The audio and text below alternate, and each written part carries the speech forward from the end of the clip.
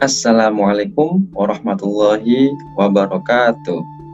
Selamat pagi, selamat siang, dan selamat sore teman-teman semuanya, mahasiswa dan mahasiswi Universitas Bina Sarana Informatika yang sangat saya banggakan. Wahai para pejuang nasionalis, wahai para pejuang bangsa, dan selamat panjang umur perjuangan. Bertemu lagi di channel pembelajaran Kreato Ilmu dengan saya Muhammad Aris. Mari kita simak penjelasan berikut ini. Dan jangan lupa selalu saksikan dengan seksama supaya tidak setengah-setengah cara memahaminya, karena ini wawasan yang sangat luar biasa untuk teman-teman semuanya ketahui. Silakan.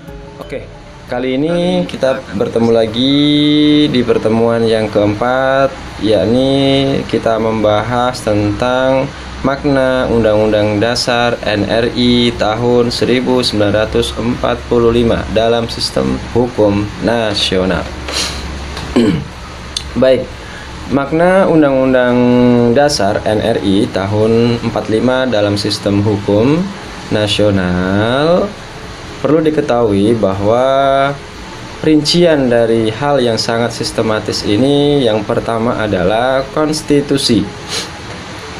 Konstitusi sendiri memiliki dasar hukum yang paling utama, kemudian diikuti dengan yang kedua, makna aliniat pembukaan UUD NRI tahun 1945, dan disusul yang ketiga yaitu makna UUD atau batang tubuh, yang di sini perlu diketahui dari ketiga perincian itu yang pertama akan kita pelajari yaitu tentang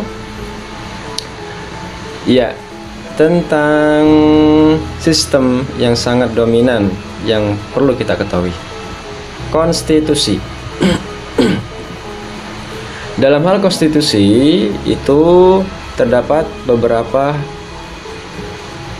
yang menarik untuk kita perhatikan. Apa itu konstitusi? Mungkin teman-teman semua sudah membaca modul atau materi yang sudah di-download ya. Konstitusi di sini perlu saya sampaikan menurut para ahli merupakan yang paling dominan untuk kita pahami ya.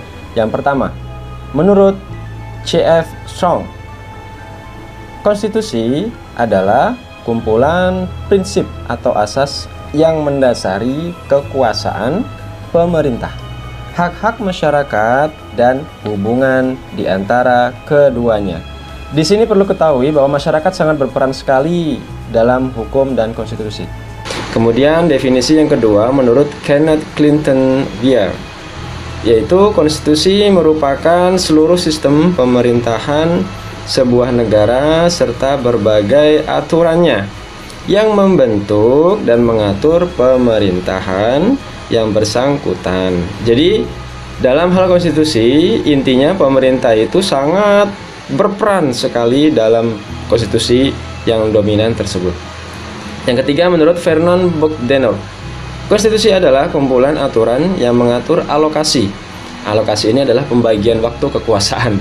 Jadi setiap pemerintah pasti yang negara berdiri atas presidensial pasti ada namanya jenjang waktu dan karir presiden atau pemimpin negara. Lanjut, dalam hal konstitusi, suatu bangsa berperan atau mempunyai pengertian konstitusi secara pribadi, yaitu secara bahasa berasal dari bahasa Prancis. Constituteur, yang artinya membentuk. Kemudian, secara garis besar, perlu kita garis bawahi bahwa konstitusi adalah segala ketentuan atau aturan yang mengatur ketatanegaraan suatu bangsa. Sekarang kita lihat jenis-jenis dari konstitusi. Jenis-jenis pun sangat beragam ya teman-teman, yang terdiri atas konstitusi tertulis, kemudian bercabang dua, dan konstitusi tidak tertulis. Perlu dipahami bahwa konstitusi tertulis itu merupakan pemerincian yang sangat konstitusional yang dituangkan ke dalam dokumen formal berupa peraturan perundang-undangan. Jadi teman-teman perlu ketahui yang pertama itu tentang dokumen, yaitu dokumen-dokumen konstitusi yang tertera dalam konstitusi tertulis. Yang kedua, konstitusi tidak tertulis.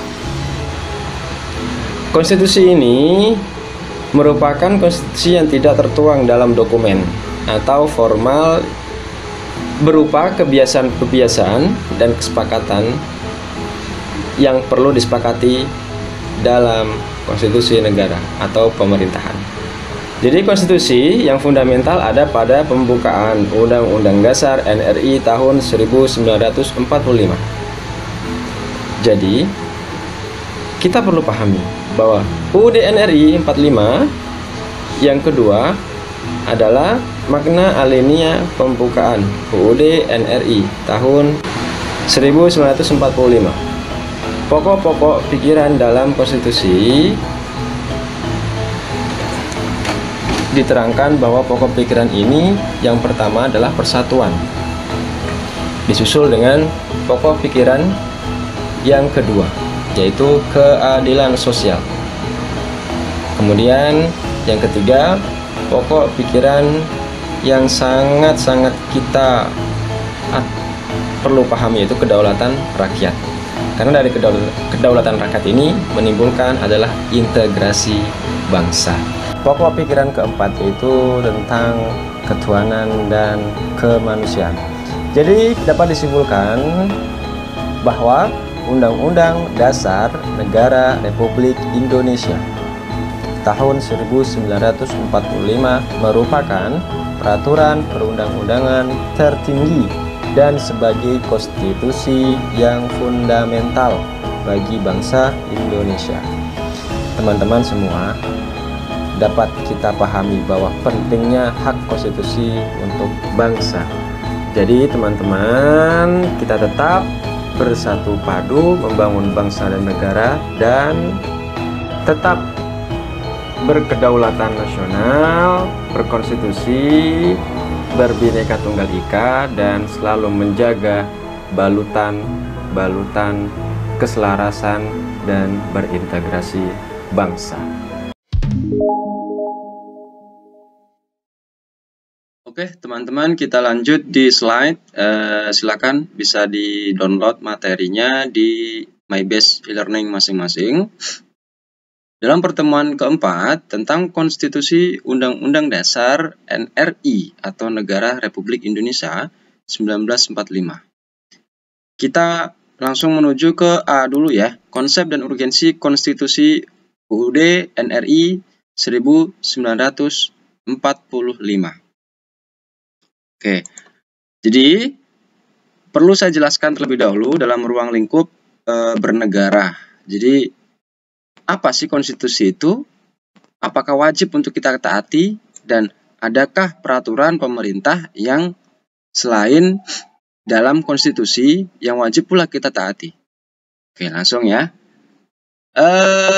Jadi, dalam hidup bernegara, kita dapat menemukan beberapa aturan yang mengatur bahwa bagaimana pemerintahan dijalankan.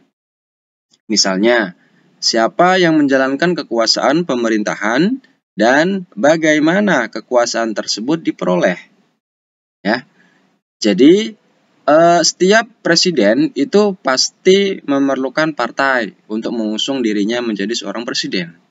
Nah, ketika presiden tersebut berkuasa, artinya presiden itu kan menjadi orang nomor satu di negara kita, yaitu Indonesia Raya ya. Tentunya dia diusung oleh partai dan mempunyai aturan-aturan yang mereka kehendaki yang kemudian diterapkan dalam bernegara. Seperti yang sudah kita alami atau rasakan sekarang. Itu namanya peraturan yang dibuat oleh penguasa, yaitu tentang presiden. Kita juga dapat menemukannya beberapa aturan yang sama sekali tidak berhubungan dengan cara-cara pemerintahan dijalankan. Jadi, dalam konstitusi itu ada konstitusi pemerintahan yang telak atau haknya memang kita harus taati. Tapi dalam segi pemerintahan juga menjalankan sebuah konstitusi yang di luar pemerintahan atau kebijakan-kebijakan dari pemerintah. Yang notabene konstitusi tersebut diberlakukan aturan yang memang harus dijalankan oleh warga negara Republik Indonesia. Contohnya di sini bagaimana aturan mengendarai kendaraan bermotor. Contohnya kita harus mempunyai SIM dan surat-surat motor yang lengkap yang lainnya. Dan bagaimana cara mencari keadilan jika hak dilanggar orang lain. Jadi contoh dalam dua hal ini aja yang dapat kita gambarkan terlebih dahulu ya.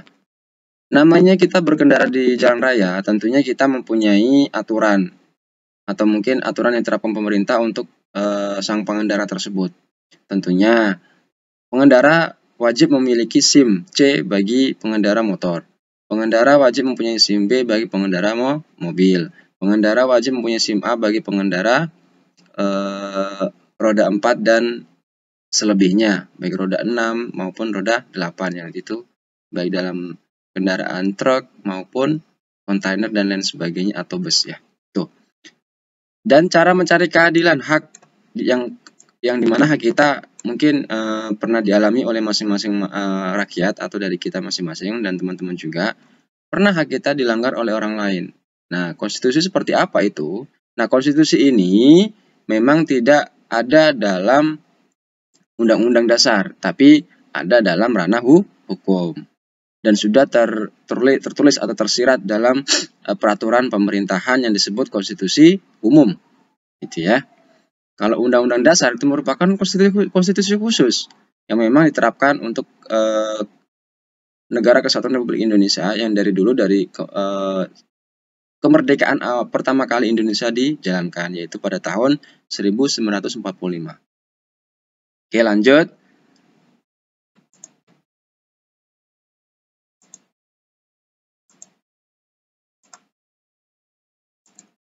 Lanjut ke bagian alinea kedua. Pada saat Anda menemukan aturan atau hukum yang berisi ketentuan yang mengatur bagaimana pemerintahan dijalankan, artinya Anda telah menemukan bagian atau isi dari konstitusi tersebut. Anda akan mempelajari esensi, urgensi, dan nilai norma konstitusional pada UUD NRI 45 dan konstitusionalitas peraturan perundangan di bawah Undang-Undang Dasar. Nah, ini kebanyakan memang warga negara Republik Indonesia atau masyarakat itu malas mempelajari tentang konstitusi atau undang-undang dan sebagainya. Menurut mereka kebanyakan aturan mungkin ya, tapi yang jelas kita sebagai warga negara memang setidaknya kita sudah paham lah undang-undang dasar seperti apa dan aturannya dalam menerangkan konstitusi di dalamnya itu apa.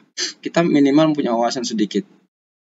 Ya. Jadi jangan sampai kita merasa dikit-dikit salah, dikit-dikit melanggar aturan, dikit-dikit melanggar aturan pemerintah. Karena memang negara kita dibangun atas dasar konstitusi undang-undang dasar. Dan memang kita harus atur. Kalau misalkan negara kita tidak ada konstitusi dasar, mungkin seperti kita tidak ada aturan. Ya kalau orang tidak ada aturan berarti kan selanjutnya kita di hutan gitu loh. Nah, sebab itulah karena memang negara kita harus tertata rapi supaya terhindar dari semua kejahatan, penipuan dan segala nepotisme, tentunya kita menggunakan aturan dalam undang-undang konstitusi. Itu yang dimaksud ya. Oke, kemudian mengapa diperlukan konstitusi? Menggali sumber historis, sosiologis, politik tentang konstitusi. Membangun argumen tentang dinamika dan larangan konstitusi dan tantangan konstitusi dan mendeskripsikan esensi dan urgensi konstitusi. Pada bagian akhir disajikan praktek kewarganegaraan pada materi tersebut. Jadi di modul ini sudah jelas bahwa teman-teman bisa membaca secara historis, sosiologis, politik, dan nanti ada prakteknya di slide terakhir itu ya. Tentang kewarganegaraan pada materi tersebut. Itu maksudnya materi di modul ini.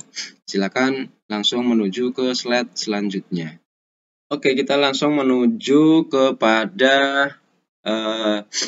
dasar yang terdapat dalam UUD NRI 45. Kalau untuk secara historis, silakan teman-teman bisa baca sendiri. Sebelum slide ini ada historisnya, karena itu dari yang namanya historis itu panjang ya. Jadi sebagai wawasan saja teman-teman bisa baca sendiri ya. secara historis maupun sosiologis. Nah, di sini intinya saya akan terangkan tentang ini nih. Jadi hak-hak presiden yang harus dilakukan seperti apa dan kenapa presiden tidak bisa membuarkan atau meniadakan DPR dan sebagainya. Karena memang sudah ada dalam Konstitusi Undang-Undang Dasar. Lanjut.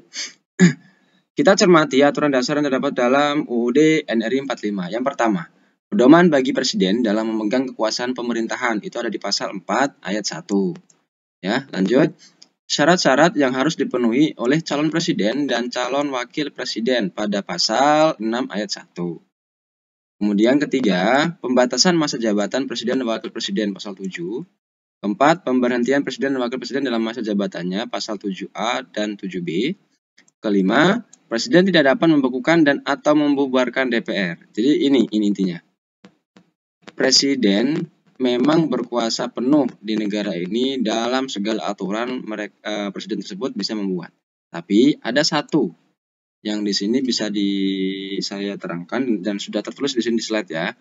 Presiden tidak dapat membekukan atau membubarkan DPR karena DPR itu merupakan bagian penasehat presiden.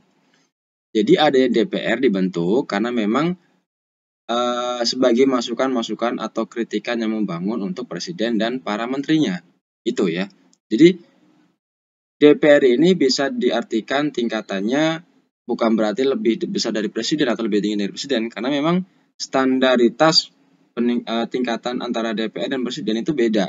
Bukan ranahnya dalam kita aturan tingkatan atau mungkin lebih besar mana sih Pak atau DPR atau presiden? Ya tetap presiden. Tapi DPR ini kan dipilih oleh rakyat mewakili semua daerah di Indonesia yang kemudian kita namakan DPR Republik Indonesia yang berada di pusat Jakarta. Tuh. Yang keenam, pernyataan perang. Ya, membuat perdamaian dan perjanjian dengan negara lain. Ada di pasal 11 ayat 1, ayat 2, dan 3. Kemudian, sebentar saya jelaskan tanggal nomor 6. Semenjak Indonesia merdeka tahun 45, tidak ada perang yang mungkin bisa kita ketahui di negara-negara seperti di Palestina, kemudian negara-negara Eropa yang lain. Itu memang kita di negara-negara PBB juga sudah mencanangkan perdamaian di seluruh negara dunia ini. Jadi jika memang terjadi kendala perang atau mungkin hal yang memang harus diperbuat suatu negara, itu tidak semena-mena tidak main langsung untuk langsung menyerbu perang gitu aja, tapi semua ada aturan dan ada batasannya. Kita ada namanya Tentara Republik Indonesia atau TNI. Itu disiapkan memang untuk menjaga perbatasan dan memang untuk perdamaian dunia TNI sering dikirim untuk sebagai kesuruhan atau sebagai atas nama PBB di negara-negara yang mempunyai masalah dalam peperangan seperti di Lebanon, mungkin di Mesir atau mungkin di negara Afrika dan mungkin yang lagi gencar yaitu di Palestina dan Israel. Itu ya. Jadi semua pundi-pundi negara seperti polisi dan tentara Republik Indonesia atau TNI itu mempunyai masing-masing amanah dan masing-masing beban yang mereka bisa dapatkan dari amanah negara tersebut atau negara kita Republik Indonesia. Yang ketujuh, menyatakan keadaan bahaya. Nah, ini kalau memang terjadinya sebuah perang pasti ada di pasal 12. Nah, itu presiden yang sebagai ujung tombak atau sebagai acuan pemerintah untuk menyatakan hal yang memang di poin 6 dan poin 7. Yang 8, mengangkat dan menerima duta negara lain di pasal 13 ayat 1 dan 2 dan 3. Ke-9, pemberian grasi dan rehabilitasi. Nah, grasi dan rehabilitasi ini terkait dengan apa? Dengan pembebasan narapidana atau mungkin pemotongan masa tahanan. Itu haknya presiden untuk memberikan grasi dan rehabilitasi yang sering kita dengar ya. Kok di berita ada yang namanya gerasi bagi pertahanan. Gerasi itu artinya apa? Pemotongan masa penahanan. Misalkan dari 10 tahun jadi 7 tahun, 8 tahun. Itu memang haknya Presiden untuk memberi. Mungkin ada beberapa poin yang Presiden sudah pelajari, kenapa Presiden memberikan alasan gerasi dan rehabilitasi. Itu ya. 8. Pemberian amnesti dan abolisi. Amnesti dan abolisi itu terkait dengan kerjasama antara dua negara yang memang harus ada perjanjian amnesti dan lain sebagainya itu ya. Baik perjanjian dagang maupun perjanjian yang memang menguntungkan antara kedua belah pihak negara. Yang ke-11, pemberian gelar, tanda jasa dan tanda kehormatan seperti pahlawan yang sudah meninggal dan lain sebagainya, atau guru besar ya. Yang namanya dosen, doktor, profesor tuh guru besar yang ada namanya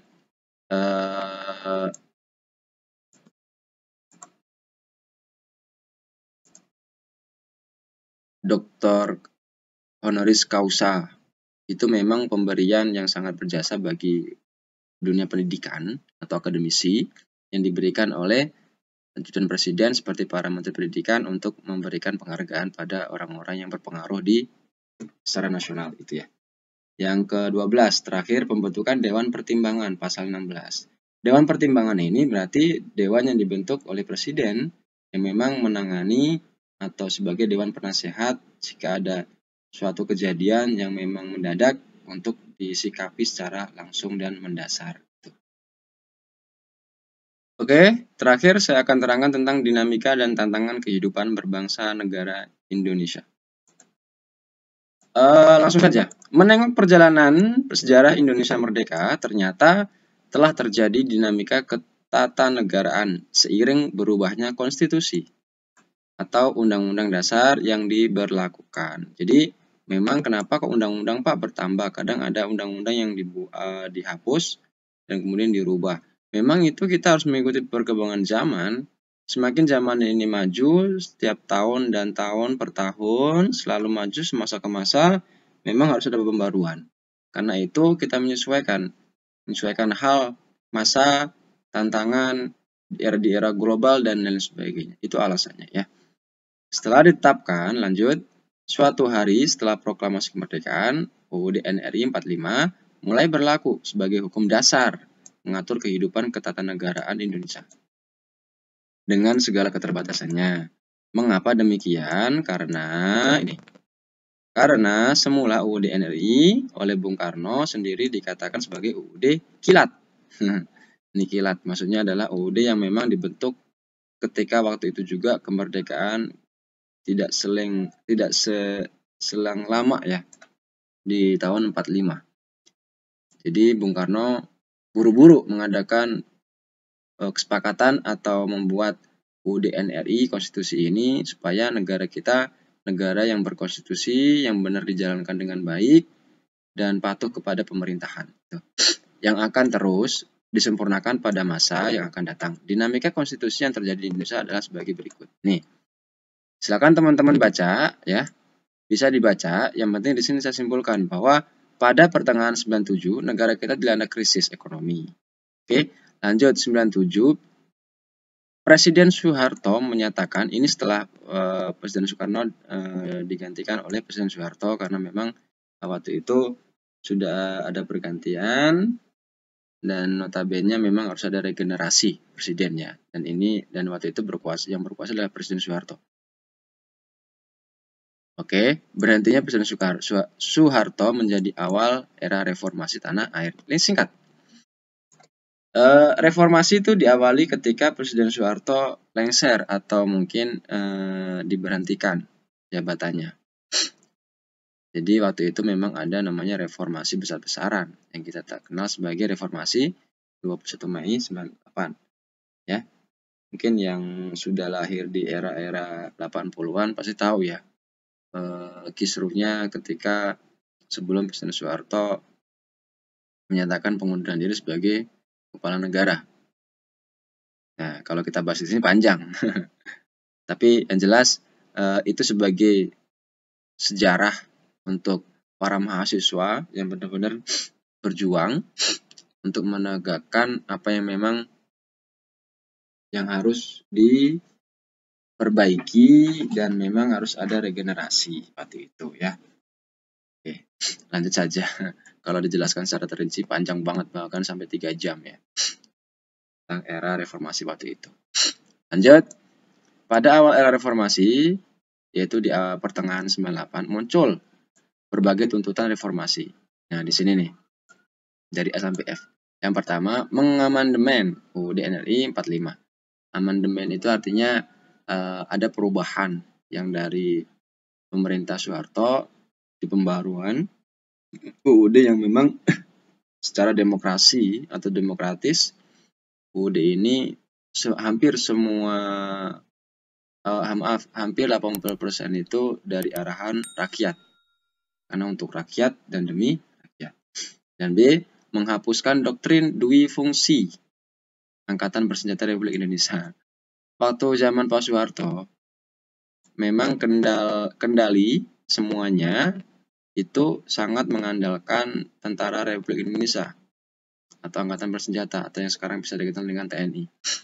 Nah, makanya waktu itu memang terjadi kekisruhan karena garda terdepan bukan polisi tapi TNI, ya, karena memang harus mengedepankan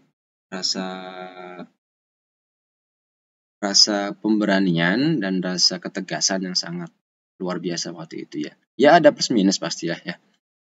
C, menegakkan supremasi hukum, penghormatan HAM, serta pemberantasan korupsi, kolusi dan nepotisme.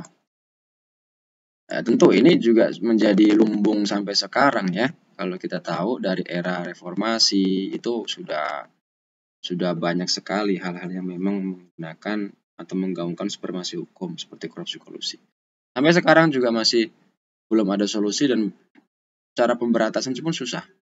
Pasti yang namanya korupsi itu ada gitu loh.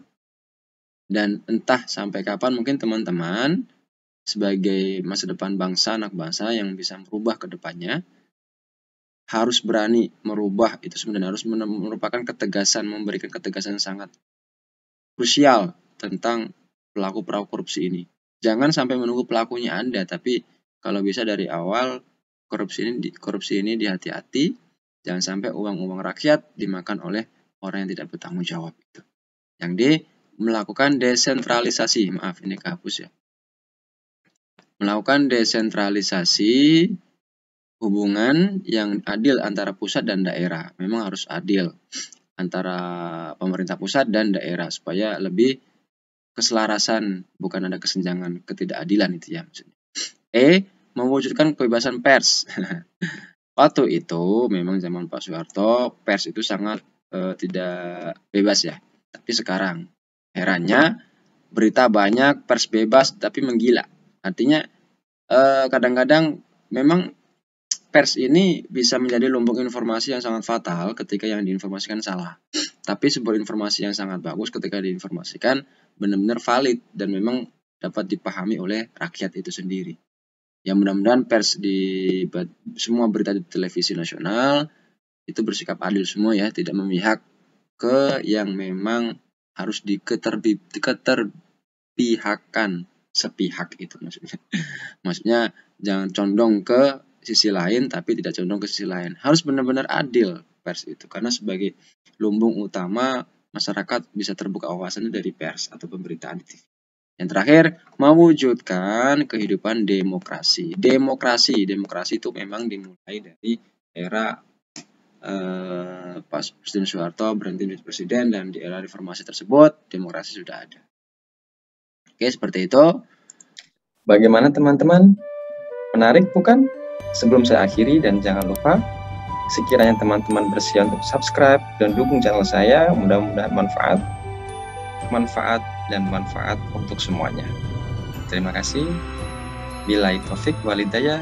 Wassalamualaikum warahmatullahi wabarakatuh.